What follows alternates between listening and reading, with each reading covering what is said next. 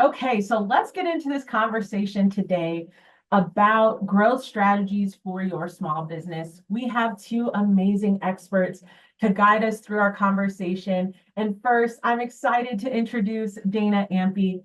Dana Marie Ampy is a lifelong dancer, beginning her training at age 4 and continuing through professional programs in Philadelphia. She honed her skills at institutions like Philadanco. You might have to help me with that one. Okay. Philadanco, yeah, Thank you. Philadanco. Philadanco. Thank you. And Temple University. And now channels her passion into Amped to Dance, her own dance studio in Maple Shade, New Jersey. With a master's in early childhood education, she's dedicated to bridging the arts and education for young people. As the director of F.O.C.U.S Mentoring Program, she empowers youth through dance and creative expression. Great to have you here, Dana. Yes, I am. I'm so excited to be here. Thank you, thank you. And I can't wait. We have some fire for you all today. Yes. I love it. In case you guys were thinking about the energy you're going to get in this webinar, this is the kind of energy. We are going to make this exciting and valuable. And next, we have Viri Diana Ponce. Viri Diana is a business consultant and financial expert dedicated to helping small business owners plan for sustainable growth. As the founder of VP Consulting, she has spent 11 years supporting thousands of entrepreneurs in accessing funding, building financial roadmaps, and developing strategies that drive long-term success. With deep expertise in guiding businesses from hustle to sustainability, Viri Diana brings practical, no fluff strategies that help entrepreneurs plan for the future, increase product profitability. Wow, I'm struggling. I'm so sorry. Let me try that again. Judy Diana brings practical, no fluff strategies that help entrepreneurs plan for the future, increase profitability, and make smarter financial decisions without the overwhelm. There we go, because it deserves its full energy. So great to have you, Biddy. So happy to be here with all of you. Wonderful. Okay, we're going to jump right in. And my first question is for you, Biddy. So, what's one of the biggest challenges business owners face when they're planning for growth, and how can they tackle that? Yes, thank you so much, Brittany. So I'm actually going to share three of them, but they will be brief. So the first one is lack of clarity of what growth actually means. Oftentimes I hear people say like, I want to grow, but they haven't clearly defined what that means or set a timeline. So growth can look different for everybody, right? It could be that for someone that means moving into their own location. For someone, it could mean hiring or a new product or increasing their revenue. So I would say that first, make sure that you can set a clear vision, 3 to 5 sentences. Like it doesn't need to be paragraphs and paragraphs long. Like make sure first you understand what does that growth mean for you and for your business. The other thing that I see often as the biggest challenge is underestimating startup and growth expenses. And so I just went through this exercise the other day with a client who currently has a restaurant and they want to expand to their second location. And because they have that experience, they're like, we got this, which I love that confidence. And of course, they have so much experience. But when I asked them about the startup expenses, they gave me one number and I was like, all right, let's get a little bit more detailed. Like let's start talking about and breaking down what that means. And after we went through that exercise, they realized that it was at least double than what they originally thought. And she was so happy, even though it was a higher number. She's like, thank you so much for, going through this exercise because now I have a clear picture of what it really means. And so I would say, even if you think it's not going to take much, still spend the time to write stuff down, detail out what does it mean? What are the expenses involved with you growing your business? And then the third one associated with these startup expenses are funding and timelines. Give yourself enough time. I have oftentimes business owners come to me and they're like, VD, I have this opportunity to move into a space. And I'm like, amazing. They're like, help me with the funding. I'm like, when do you need this by? They're like, next week or next month.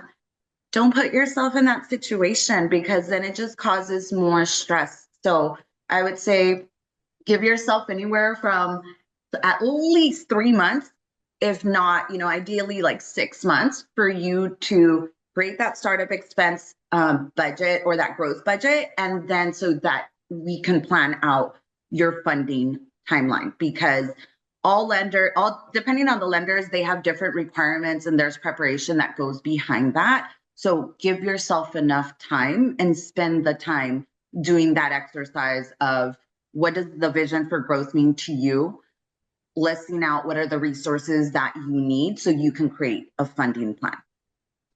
I love that idea of just making sure that not only do you have a brief, but actionable 3 to 5 sentences. So it makes sense when you look at it and you know where you're going, but also giving yourself enough time and money to get there. Sometimes it's hard to look at those numbers, but you definitely don't want to be in a situation like your client where you think it's going to be half of what you thought you needed. So that's so many great points in there. And if you are in the audience and you're like, okay, I need to know where to kind of start, we have this online learning platform that was created by small businesses. It's called Learn with AOF. And Amber just dropped in the chat. You can go sign up for a free account there. There is an amazing course called Goals and Growth. And this is exactly, I don't know where to start, this is exactly where you can start to kind of get the framework around you. So, okay, off my soapbox. Dana, my next question is for you. Dana, when you started Amp to Dance, what was your vision for growth, and did it shift over time? So when I started Amp to Dance, I really just wanted to make an impact through dance. I had this idea of creating a dance company that people from all over the world would come to see, like a Alvin Ailey or Philadanco.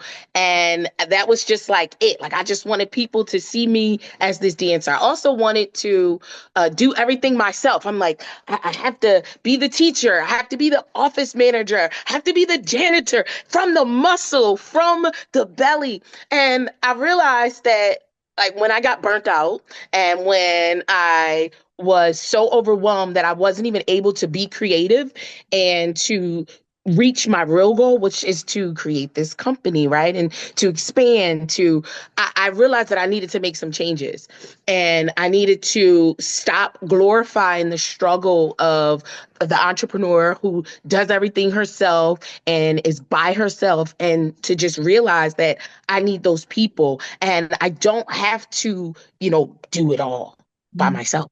Like, there's systems in place, there's people that can support me. And as I started thinking about those people, my growth, like the idea that I had for growth, it started to develop and it started to change. So I realized, I'm like, hold up.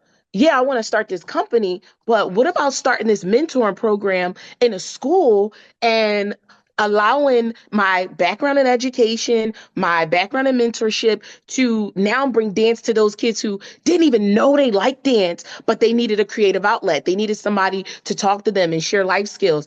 Or what about even taking it a step further? What about even now trying to offer like a summer camp where we do dance and we do different arts programs? And now the kids who can't commit to dance throughout the season because maybe they're in sports or their parents are too busy, now they get an opportunity to do dance in the summertime, because we all need a place to send our kids in the summer. Okay. I know I need a place to send them in the summer. Okay.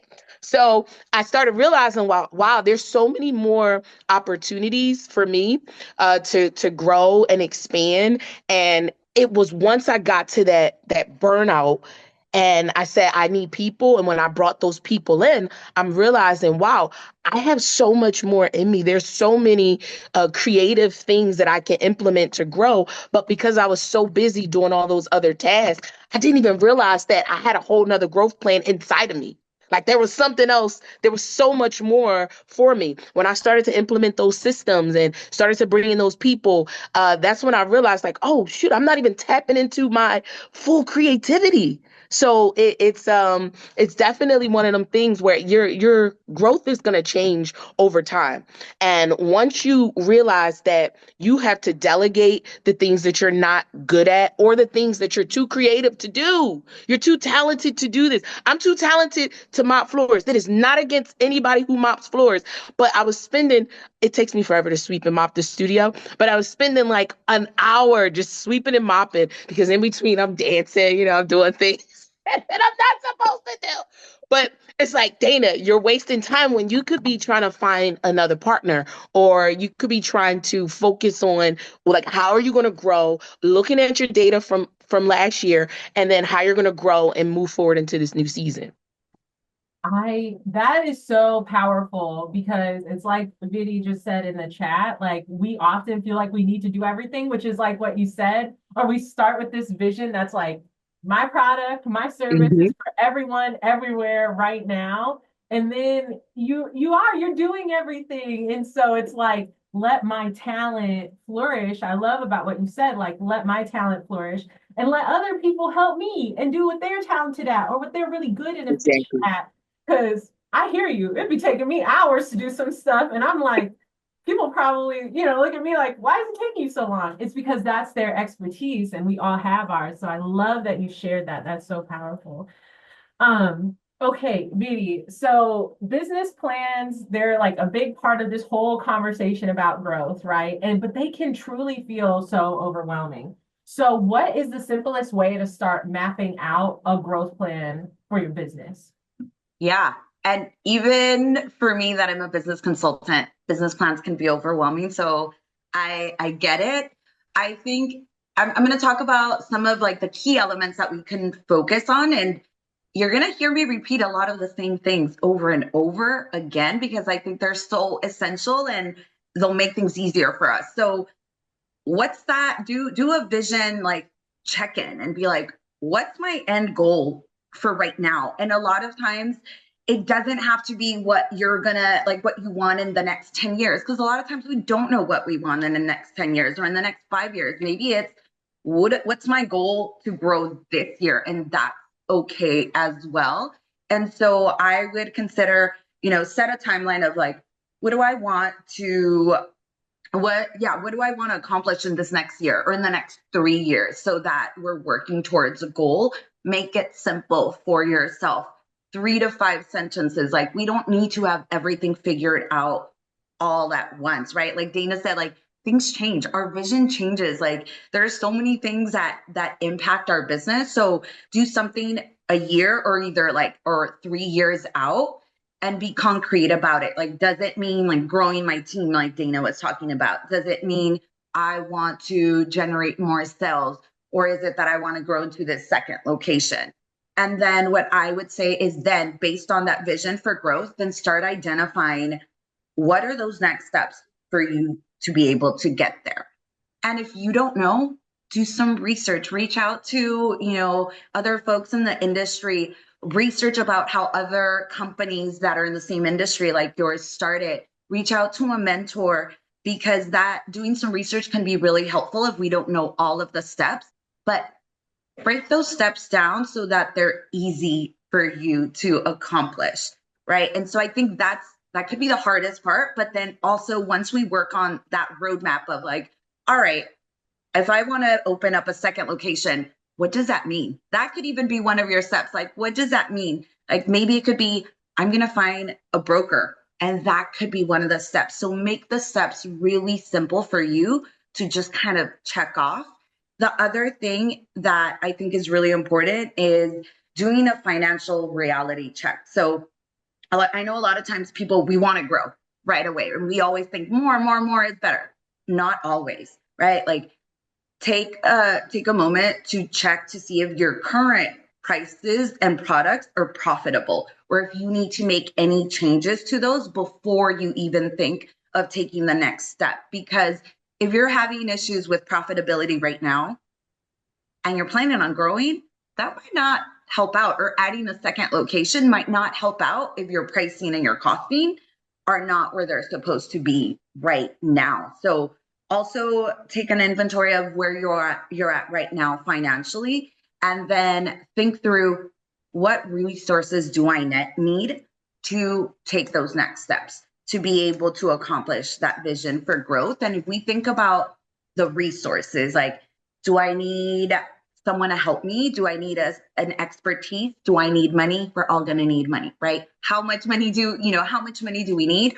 Or is it that I need to maybe take an additional course or a certification on a specific topic that'll help me grow? So identify what resources you need in order to accomplish it. So I feel like if we break, or if you think about your business plan and what's my vision for growth, listing out those next steps, identifying the resources and timeline, that will get you started with your business plan. And I really like, there's the resource, our template called the business model Canva.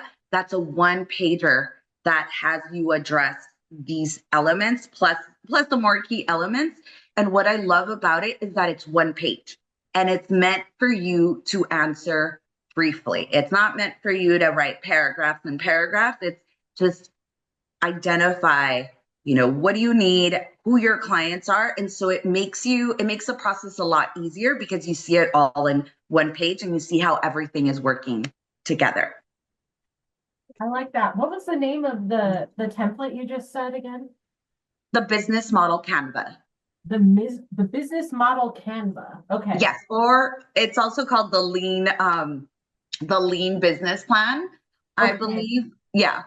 Awesome. Okay, we're gonna find that for everyone. We're gonna drop the link to that in the chat. And then we will also drop an AOF template in the chat if you want to take a look at that too. But I like what you said, Viri, about, when you're thinking about growth, your example of a second location, but then having to get into the numbers and, what is the real goal? Is the goal to bring more income or more profitability in? And will that be solved by opening a second location? So really having a deep understanding of your numbers. I feel like whenever we are talking on a webinar with Viri, we're talking numbers and we are talking about understanding your data, which is so, so powerful. Okay, Dana, my next question is for you. Because tracking is key. Like having goals is good, but like, how do we know if we're even getting there? So Dana, how do you track progress towards your goals?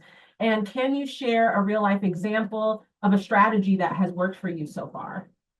Yes, of course. So I just want to say this really quick about the business plan and growth plan. So, before you start the business, you have that business plan, right? And then when you have that growth plan, that's how you're going to grow, how you're going to scale, how you're going to get to the next level, make more money, bring more people in the door. But one of the things I realized, and I want you to put raise your hands in the chat like this, that sign, that emoji. If you're the person who created the growth plan, but don't go back and look at it. You don't go back and look at what you said you wanted to do, what goals you set. So now here you are operating your business and just allowing the ebbs and flows lead you wherever it's going to lead you, but never going back to look at that plan you created to grow. Now, I'm guilty. That's why I said, put your hands in the chat. We're going to confess today. I'm guilty of not looking at the growth plan. And when you don't refer back to it, you're going to get off track. You're going to get off track.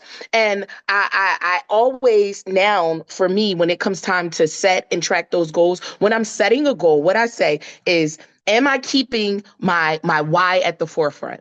Right? Am I keeping why I'm doing this at the forefront? Then I go back into, where is this? If I make this decision, right? If I decide to, perform at this event, like, where is this going to take me? Where am I going to go from performing at this event? Like, how is this going to help my business? That's the next thing I do. And that's how I set the goal. Now, how do I track that? That's a good question. So there's something that I like to say systems. That's like my big word, because when I learned the systems that I needed to take my business to the next level, it changed my life.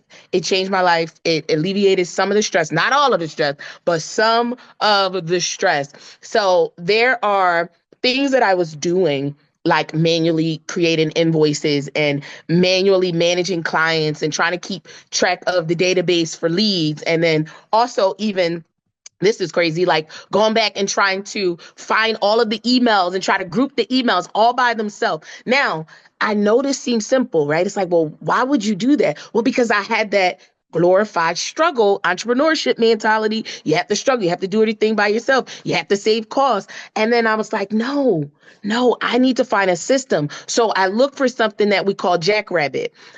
If you're own a dance studio, if you have a chair studio, gymnastics, anything in kind of like the arts or sports, there's this system called Jackrabbit. It manages all of your dancers, all of your clients. You can send emails, you can send invoices, you can automatically deduct payments. Here's this one thing that I'm using that is number one, tracking all of my customers, is tracking that goal. One of my goals was to get more students, right? And to market more and to get more leads. So now I can see how many people are signing up on my website to be in this database that Jackrabbit created that I didn't even have to do any work to do but sign up.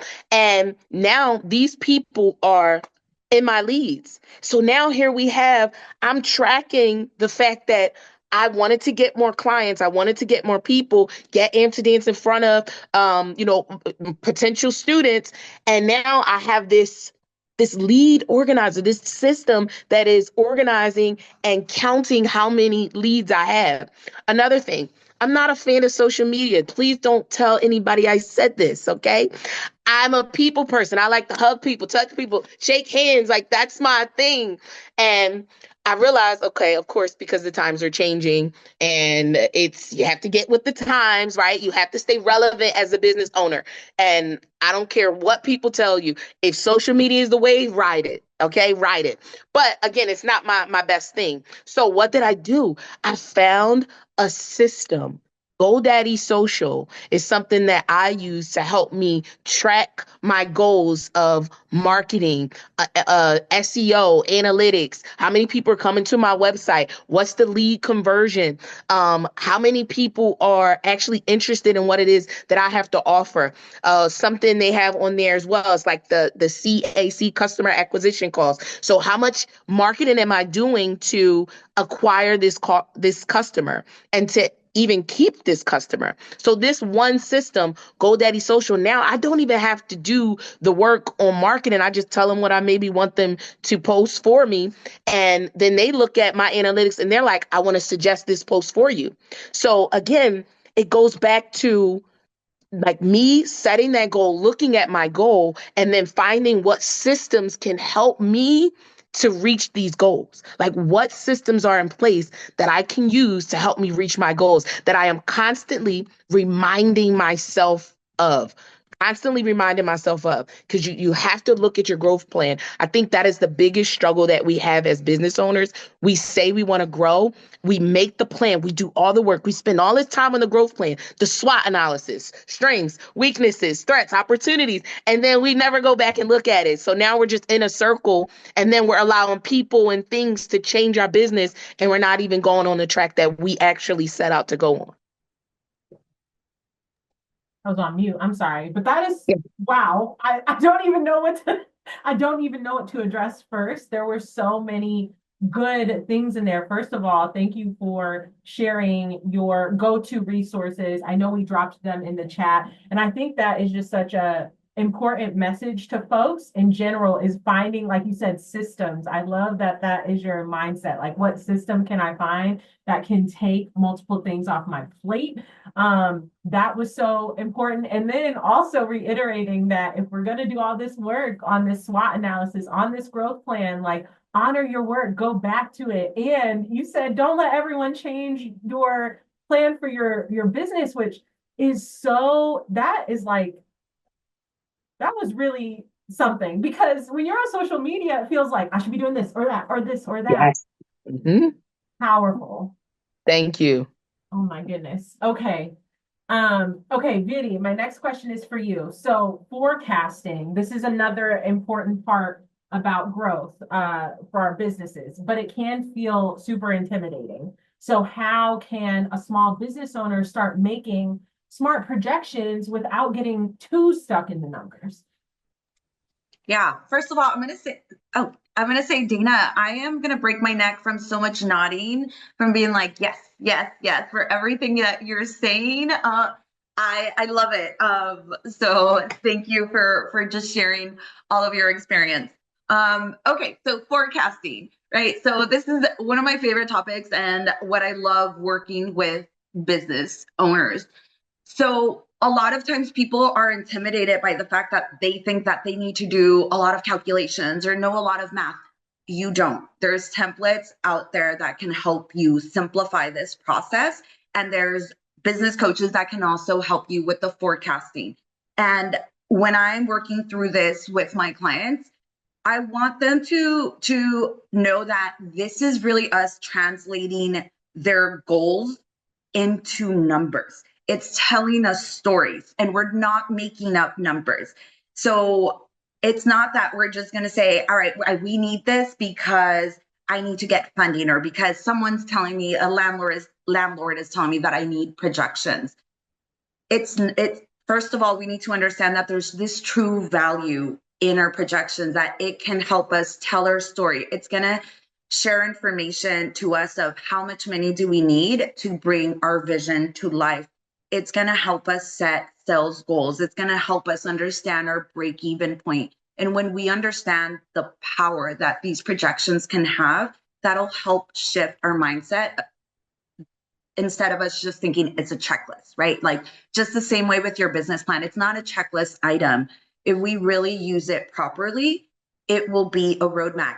It'll be your checklist. So just know that your projections can help you answer a lot of questions like, how much do I need to generate on a daily basis to break even? What are my sales that I want to have either on a yearly, monthly, weekly, or even by hour basis? So know that it has a lot of information that can be helpful to us.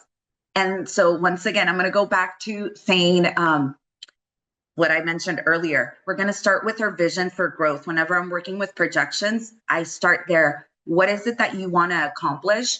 And then based on that, we can then start working on our startup expenses and really thinking through what are the resources we need in order to accomplish this goal, being very thorough about, with that list, using real numbers whenever possible. Once again, don't make numbers up because you're doing yourself a disservice. So if, for example, you're going to need to purchase a computer, go get a real quote online of how much that would cost. Don't get the discounted cost of what that computer would be. We have to factor in things like, I need to buy insurance. If you're in a state that charges sales tax or delivery, you need to include all of those expenses as well.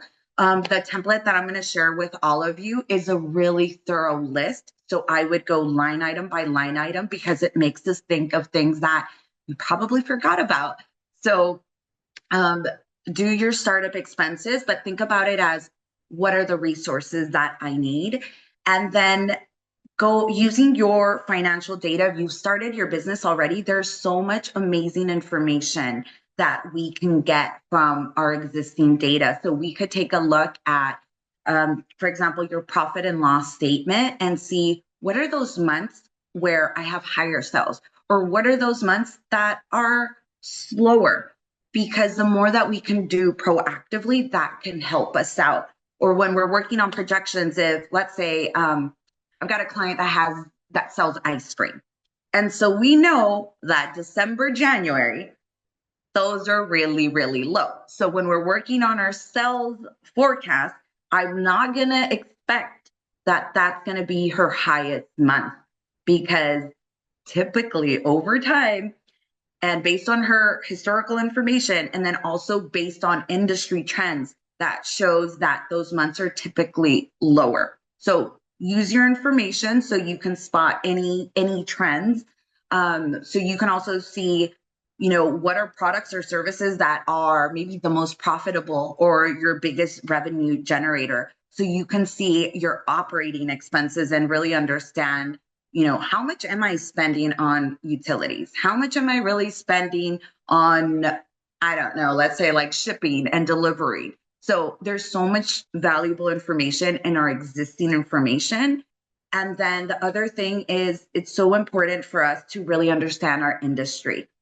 And so whenever possible, like make sure you enroll in like industry specific like newsletters or groups, that you're reading industry reports, because there's so much valuable information in there. There might be things in there that we might miss, or they might talk about, for example, in the food industry, once again, like December through like February, typically slower months. So once again, that helps with the planning. Or else in the food industry, I know how much people typically spend on cost of goods sold versus their sales. And so when we're building their financial projections, we can go back and then do a check to make sure that it is in line with industry benchmarks.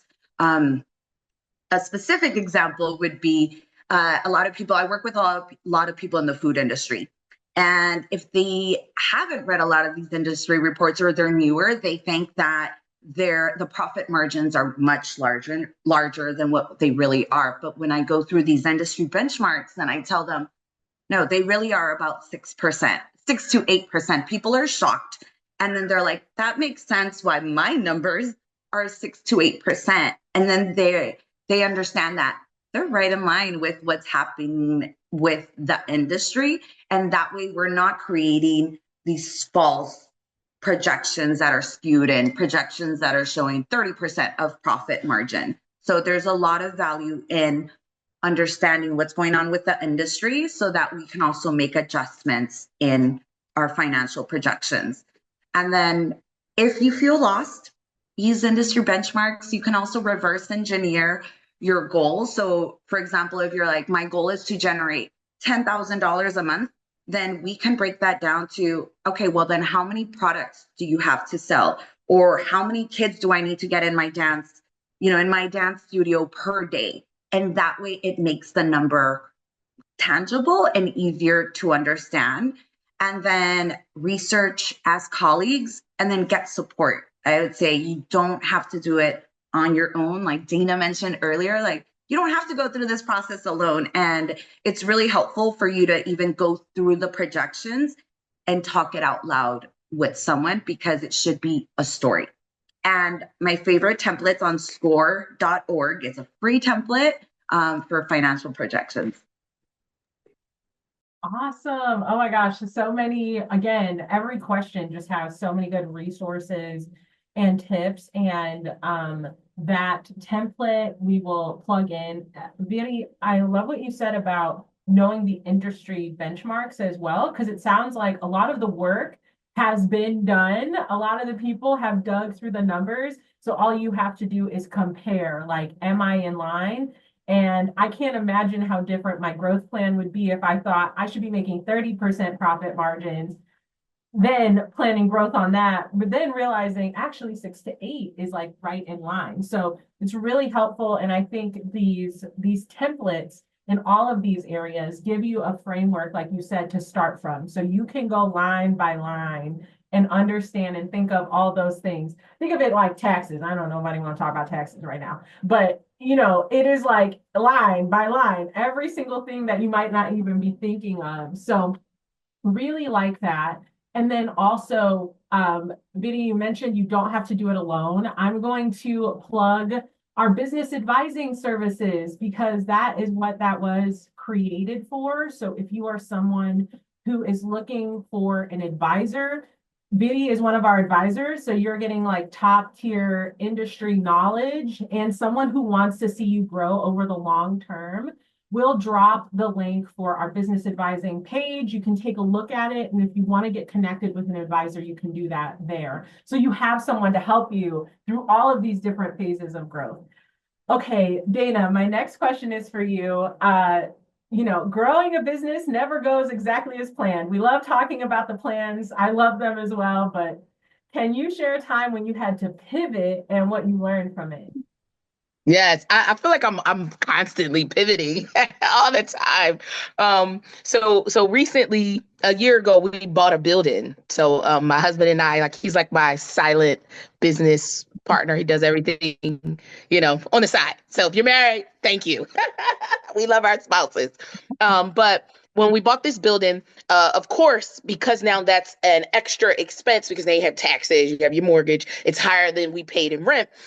We really needed to create a plan on how to get more students or how to make more money, right? So that we can cover the cost of this overhead. So one of the things that I've always been focused on, right, is getting more students in the doors, making a bigger impact on more students. Now, I was like one track minded. I was only thinking about the fact that all right, I need to get more students and their parents need to pay. No, I can get more students and develop partnerships with local community businesses, organizations that will sponsor students, right? That will sponsor students, especially those students who don't have the money to pay. And now, on top of getting more students, I'm getting the kids that couldn't even afford it by offering scholarships, by creating this partnership between people in my community that can now help to bring more people in the doors.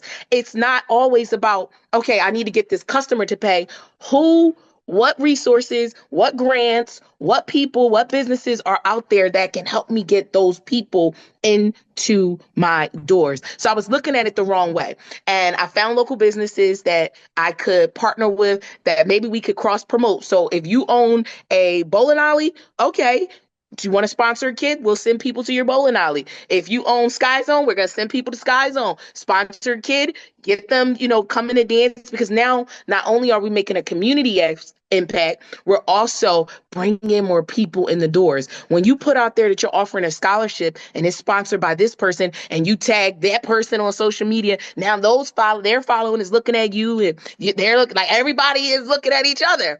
So it's definitely something that I would say, like, you want to find people to connect with. You need to establish relationships, partnerships within your business in order to grow. I want you all to think of yourself as a seed, right? Now, when you think of a seed, you're like, oh, you got to go in the soil alone. You got to go. This is your idea. You're by yourself. But guess what? Like, let's break it down. You have the soil. The soil, those are the people that are in your circle, right? Those people that are right there with you. They're egging you on. They are right there when you started the idea, but they're your covering, right? But then you think about the water, like, who's investing in you? What resources, what money, what's coming out, what's pouring into you, right? Then you think about the sun, who's shedding light on some of the mistakes, who's your mentor on some of the mistakes that you've made, on some of the areas of growth that can help you sprout like you're meant to be, like you're supposed to be this seed in the ground that needs to sprout, but you can't even be a seed alone. Like, you're not gonna to reach your full potential if you don't have the soil, your people, you don't have the water, your investors or your resources, and you don't have the sun, the people that are looking at you to show you how to grow, to shed the light on the areas where you can improve and level up. So I want to say that the partnerships in the community is one thing that made me kind of change how I was going about bringing in more customers, because that's my focus right now, is bringing in more customers, right? I want more people in the doors, but they don't always have to be the ones to pay. What grants, what businesses are out there that I can connect with that can help me reach this goal? But then in turn, now we can cross promote. Now we're helping each other. We're pouring into each other. We're investing in each other. Oh, wow, that analogy. Yeah, someone just posted that analogy was fire. It really is so good. Yes, preach is in the like the comments they're going off, and I agree with all of them. That was so powerful because it really makes you think, like, a seed without all of those things, it doesn't do anything. It's just there, but it has the potential to be so beautiful, great, big, and everything. Wow, this was amazing. Okay. Beauty, my next question is for you. This is, I feel like, our one of our top questions, right? If someone doesn't have a lot of time or a lot of money, I feel like we could all use a little bit more of both of those all the time. But Yeah. if I don't have a lot of time or a lot of money to invest in growth right now, what is one impactful step that they can take today? Yeah, so review your current offerings for profitability, because not every product or not every sell is a good sell. We want to make sure every product and service that you're offering is bringing money to the bottom line, right? Sales is not the same thing as profit. And so if something doesn't have a healthy profit, then there's a couple of options that you can take. You can either let it go, which I know it's difficult, but I've had clients have to cut stuff out because it's not bringing money to the bottom line. It's just draining resources. It's maybe taking too much of your time or effort or cost. And so you can let it go, or you can make adjustments to the pricing so that you do have a healthier profit margin. So make sure that every single product is bringing, or a service is bringing, a profit margin, because there are changes. You can make adjustments to the production, try and, change vendors so that you have a bigger profit margin and so that your bottom line will grow. And another thing I'm going to add is you can break things up into phases. I work with so many people that their end goal is that they want to have a restaurant, but it's really time intensive and it's a lot of money. And so a lot of times I'm like, it's not an all or nothing. You don't have to, it's not either you have a restaurant or you don't. There's other things that we can do in the meanwhile. So don't be afraid to break things up into phases, because that's also a great way for you to grow. And I would even recommend that incremental growth might even be better than just like a really quick growth plan, because then that way I always tell my clients, like, you want to grow, stabilize. You want to grow and stabilize, so that we're not always in this constant stage of like urgency or having to fundraise or just all of this stress that we put on because we think things need to grow now. They don't. Break it up into phases. That's also a really great and healthy way for you to grow your business right now if you don't have a lot of time or money. Looking at your current offerings, I love that idea. That's so powerful too. Just looking at that, seeing if they are profitable and what you can free up some of that time, right? If you're offering a service that's not quite bringing it in, that is such a good way to look at that. And then the phases, I think one of the themes is just like breaking this down so you can sustainably work on it. I also just want to remind everyone that we are going to have a live Q&A. We're going to fit in as many questions as we can. So if you have questions for Biddy or Dana or both, just drop them in the chat and we'll get to as many as possible. Okay, Dana, if you could go back and give yourself one piece of advice about business growth, what would it be? I would say plan for the things that don't go as planned. So when we're on this high of just creating the business, implementing the strategies that we created, we're on a high note, right? And a lot of times we forget to plan for failure. We forget to plan that maybe people won't show up. They won't sign up. You'll have a slow year. We forget to plan for rejection. You apply for grants. You apply for, or you reach out to the community to get sponsors and they tell you no multiple times. I've got so many no's and I'm just like, shoot, let them tell me no. I'm going to keep asking and let them keep saying no. It's like a song to me at this point. You have to plan for uncertainty. Like, I didn't realize I was going to need to buy a new roof this year, but because I had a plan, cash in reserves or a business line of credit, I was able to, pay for that expense. And I always think about that meme where there's the big crowd and it's like, congratulations, like that's the big crowd. But then it says the support and it's just like two people clapping, right? So there's going to be things that are going to come up. You're going to have people that are not there. You're going to have people like things are going to go unplanned and they're not going to go, no matter how strategic you are, they're not going to go as you always plan because stuff just happens. That is a part of life. Not even business owner, it is life, okay? So when I started to plan for those things, and just like I'm a type A person, so I have a plan A, B, C, D. But then when plan D doesn't go according to plan, I'm like, okay, I didn't do a plan E. Oh my gosh. So I started just thinking about anything that could go wrong, right? And this is not being a pessimist. This is not being negative. This is being like, just aware of stuff. Like when you own a building, you're going to have to pay for expenses. When you are in a customer-based business, if money gets tight, if we end up in a recession, if people are losing their jobs, you're not going to have people come into your dance studio. So how are we going to plan for the things that, could go unplanned? And that's what's really, really helping me right now. Because in the dark days, I'm able to encourage myself, because I'm like, Dana, everything is not going to be sunshine and roses. And even though it's not going to be, you always have a plan, whether it's to rework the strategy or whether it's to just go ask again and keep, facing rejection with my chest up high and ready for it. So that's what's helping me. And I think that as you go through this journey, the more you fail, the more you grow, because you find out what's not working and you're able to just pivot immediately and change the trajectory of your business, because you're failing forward. So I appreciate all of my failures. I appreciate all of the things that don't go like I planned, because then it helps me to even see and be prepared for this in the future. Now I can take it down. Yes, yes.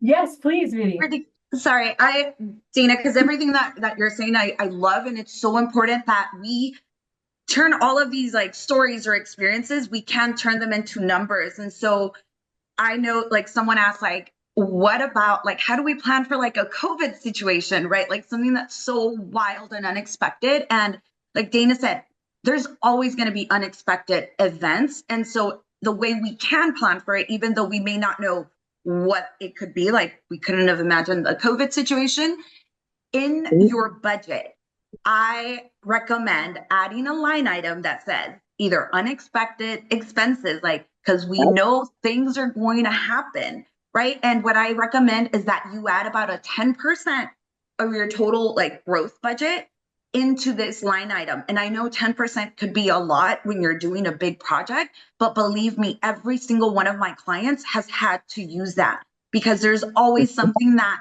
we couldn't have accounted for. We didn't know. But if we start adding that in and we're like, yes, we know it's going to happen, then that way you could be protected. And if you don't end up using it, guess what? You can have that in your savings account as well. So the other thing I would add is it's so important for us to add money to our working capital, aka money you have in the bank. And a way that we can build up to that is start with automating a really small amount on a weekly basis. I had a client do that, and the other day she told me that she had saved over $10,000 and that she didn't even feel it. And she was so proud because it was the first time her business had ever saved that much money. So if that means saving $25 on a weekly basis, do it. If that means $100 for you, do it, but make it an amount that's so small for you that it just becomes part of the money that's flowing out. And then before you know it, you'll have some money saved up. And let me just say this, and I know we got to get into Q&A. So this is real time what you're saying. It worked for me. So when I signed the lease to my first to start in the business, it was February 2020. I had no idea that COVID was about to happen. Like I was kind of oblivious. And we were shut down before we even opened. Okay. Now, here's the thing. In my line item, I had roughly, it was probably about 15% for unexpected expenses. And we were able to pay the rent from what was it? March, April, May, June, July. We started in the summer with a camp. We were able to pay the rent, and we were able to pay for expenses that we had without any income, because I had this miscellaneous expense in my budget. I had this what if stuff happened and it goes down, how am I going to survive fund? Okay. So that is so important. It was already in my startup cost, because again, I wanted to try to plan for things. And then of course, other stuff came up that I wasn't prepared for, which I learned from that lesson. But it is so important, like you said, to have it in the numbers, like have that emergency fund, that miscellaneous fund in your numbers, and saving small bits, right? Small bits. One of my new goals is to invest specifically for my business, or have an investment account specifically for my business. And I've started with just $50 a month into an investment account for the business. And it seems it's very, very minimal, but one day that's going to turn into something really, really big. So thank you for that. I appreciate you. I love that. I love seeing and hearing about how you can do it and how it works. And it's slow, it's sustainable, which sometimes we don't see a lot of that. We don't see a lot of that being portrayed about the slow, sustainable work paying off. So I love that. Okay, so we're going to jump into our Q&A right now so that we can give a little bit of time for it. Beauty, if you wouldn't mind dropping in the chat where folks can find you, where they can connect with you. I believe Beauty also has a newsletter, and we are going to drop Dana's Instagram in there as well. You can connect with her. I didn't want to leave this conversation without giving y'all that contact info. Okay, so one question that is coming and back and forth, and Dana, I'll start with you, is basically like, okay, this was great. There's so much advice here, but if there's one thing that I could do today, what could it be? So Dana, I want to start with you. What's one thing a business owner can do right now to take control of their growth? Yeah, so I would say that you have to implement the strategy by finding the system and actually using the system. Okay. So don't get off this call and just go back to doing things like you used to. Find a way to free up your time. So if you contact GoDaddy Social to maybe take marketing off your plan, or if you find a system that can Jackrabbit, if you find a system that can manage your customer database, like actually get off this call immediately if you don't have anything else to do, and find what system. So there's something, if you're in childcare, there's something called Brightwheel that you can use to help you manage your database of daycare students. So whatever system in your business, like sign up. If you're an accountant or if you need help with accounting, QuickBooks, right? Or Wave, they have a free program, but there's also QuickBooks. So whatever it is that you need to do to free up your time so that you can focus on growth, just do it. Just do it right now and implement that system. Sign up for the program. Love that. And I'm seeing in the chat someone already scheduled their weekly transfer. So this is actionable, right? And it's live, and I love that. Okay, Biddy, same question for you. You know, one thing a business owner can do right now to take control of their growth. Yes, in the spirit of taking action today, right? So I'm going to say pull one product up or service. And what I want you to check is, what does it cost you for you to make it or to produce it or to provide this service? And then for you to calculate if you're making enough profit. So take your price minus the cost and see what that profit is. And I want you to ask yourself, is it enough?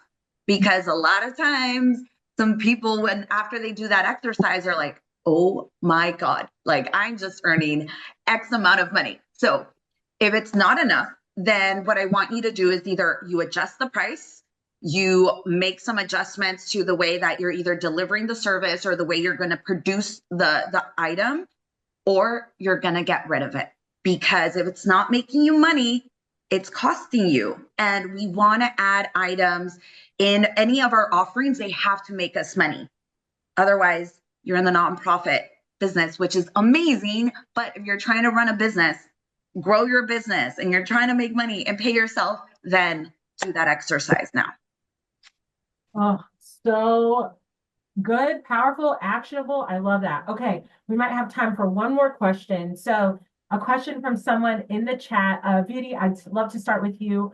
We are in the mobile retail business, setting up at conventions across the country, and we struggle with feeling very unempowered to drive revenue. What are ways to try to allow for variable local economies, national economic impact, and still make those good decisions? Yeah, so I would say if you work on the business model canvas, that'll be such a great way for you to get real focused on what you're doing, right? Like what are you offering? Who is this for? Because I think when we get clarity about what makes our product or service unique, we know who it's for, then that helps us feel really empowered about who we're going to sell it to. If we're able to communicate like why you're choosing me, that'll help you make better decisions and will help you evaluate whether you are going to the right locations or not. Because it's not about us doing more and going to every single location if it's going to take, if they're not going to be profitable. So I would really suggest that you really think about who your product and your service is for, who you're serving, and that it's something that excites you, because that also helps out when we are selling. And I would suggest do the business model canvas so you can get a little bit more clarity and focus on going to the locations that are going to be more likely to be profitable for you. Love that. Okay, we are at the top of the hour already. If you can believe it, this was like a power hour in growth and in strategies and actionable sessions. Dana, I want to thank you for joining us. Thank you. Vidi, I want to thank you for joining us, both of you for sharing so much valuable, actionable information. I also want to thank all of our attendees. You know, we know you're busy. We know you have tons of stuff on your plate, but you showed up today, and we hope that you found something to help you drive this next stage of growth for your business. Thank you all for joining, and we will see you in the next one. Bye, everyone. Bye bye, everyone. Adios. Thank Thank you. you.